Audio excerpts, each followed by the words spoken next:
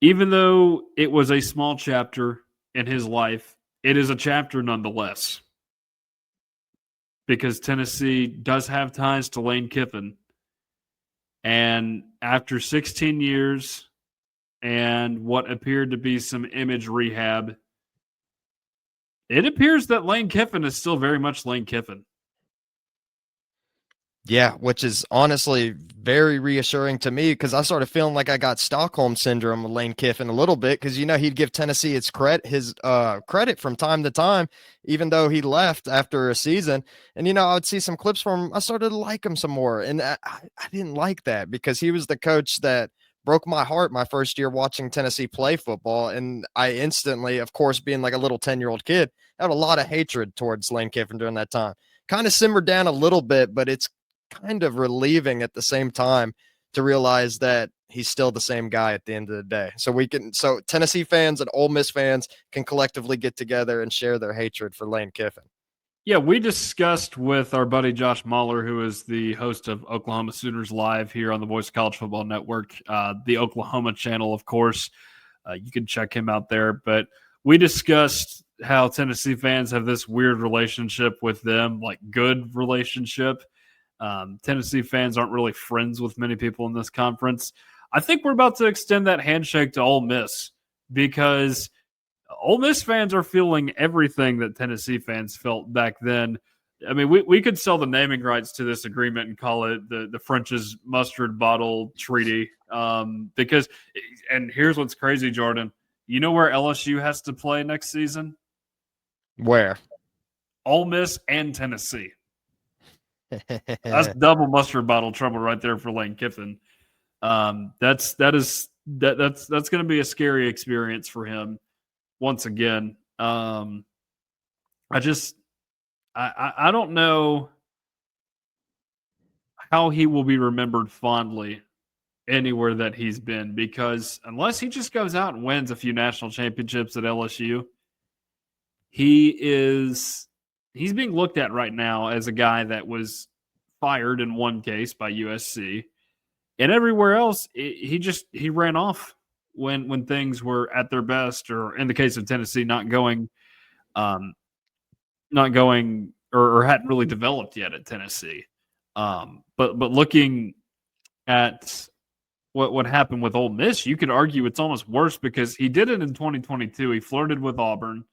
The team lost focus. 2025 Ole Miss, they have their best record ever. They're having their best season ever. They're in line to host a college football playoff game, which I think they will probably still get that opportunity. But you were not only flirting with one job, you're flirting with two of them. And clearly, Ben Garrett has been vindicated, and you cannot, in fact, turn a hoe into a housewife. Yeah.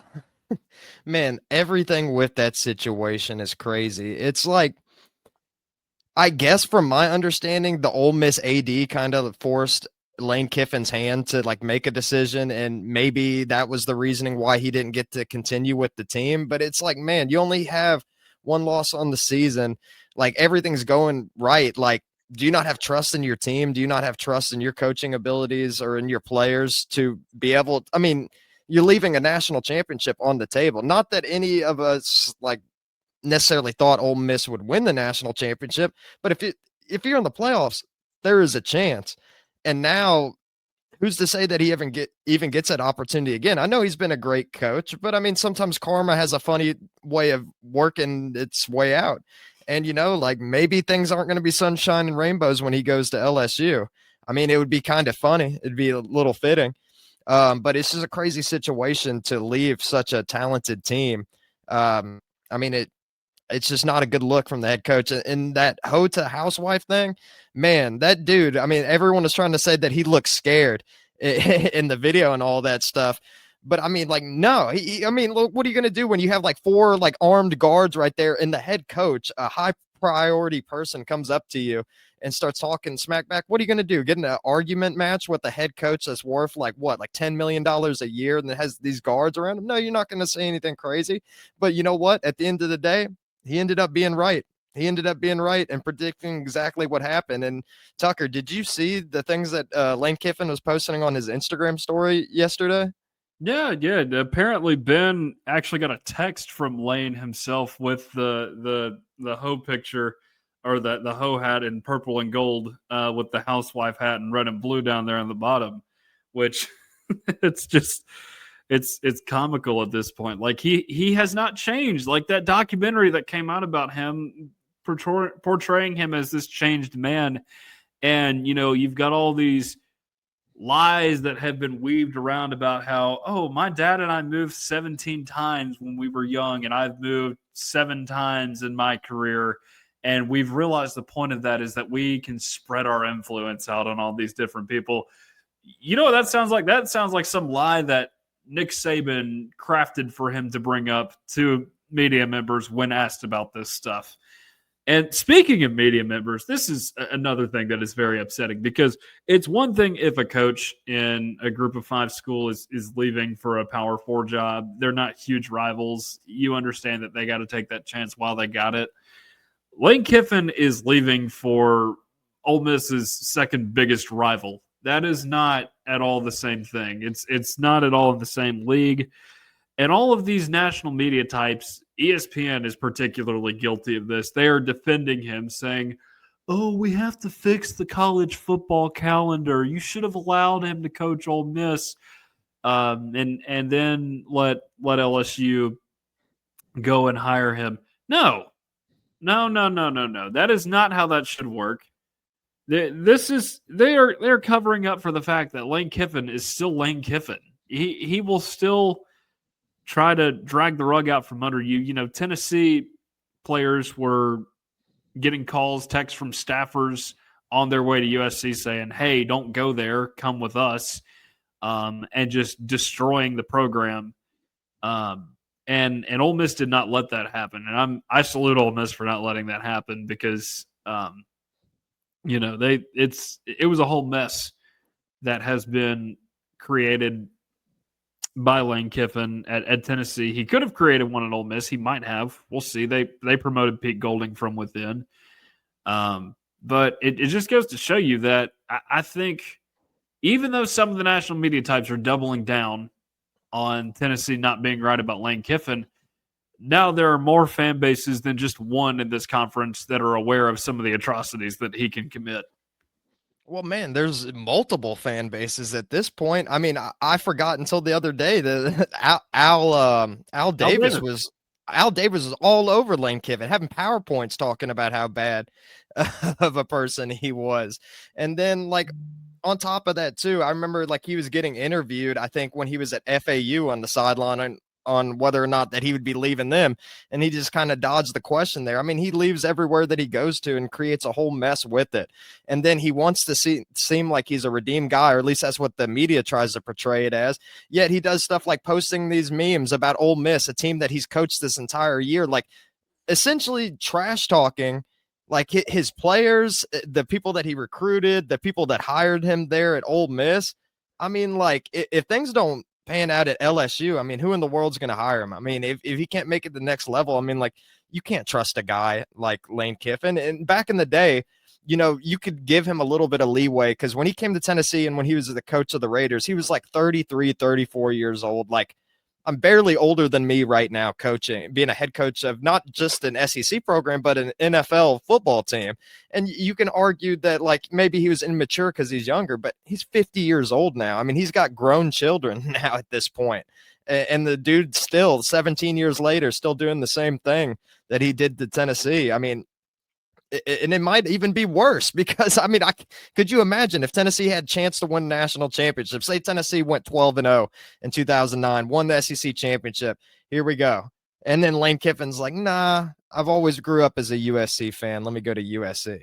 Like, what in the world, man? I just don't understand the decision making. And I understand, like, LSU being a better program where you can get better recruits and have more money. I understand that. But when you have potential to play for a national championship, I mean, I feel like this just not only tells about his character, but tells about his lack of his trust in himself.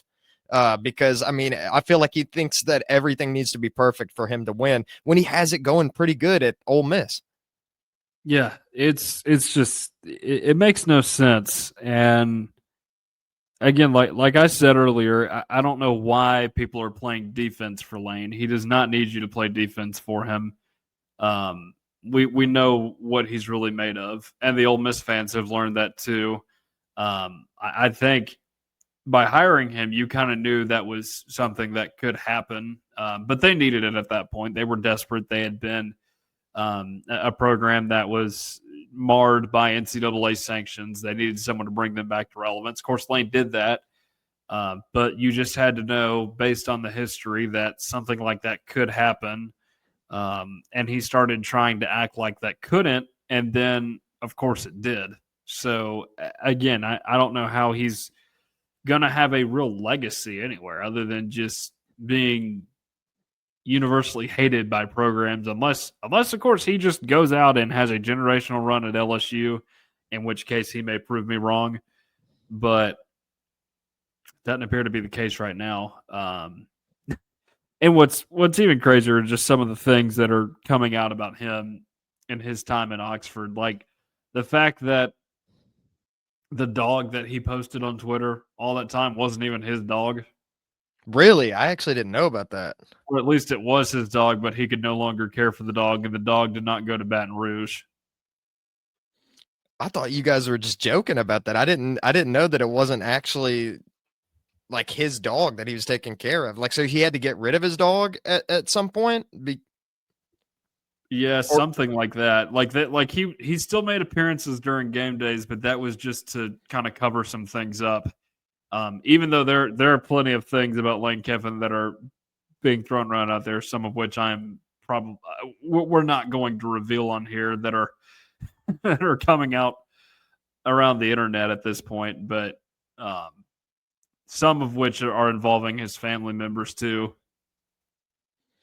well, I'm gonna have to look into that. But using a dog for clout, man, like come on, man. Like what are you doing? Like what are you doing, man? I mean, he doesn't draw any lines, man. Any lines that are drawn, he crosses them.